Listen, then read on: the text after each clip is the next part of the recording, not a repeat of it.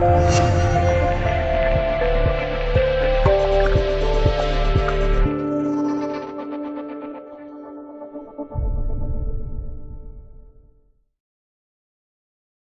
国联邦航空局 FAA 近期发布公告，要求非法无人机 UAS 的操作员远离森林大火灭火空域。FAA 强调，虽然正确使用无人机执行消防侦察任务可以提供大量有用的灭火信息，但未经许可的飞行会产生危险，特别是因为消防作业通常发生在与大多数业余爱好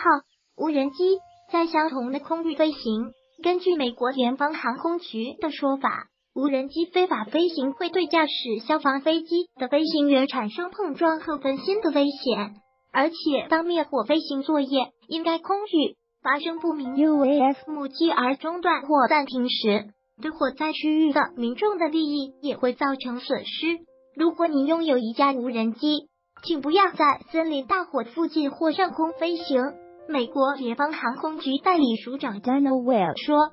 这是违法的，就会造成消防飞机停飞，影响灭火作业效率。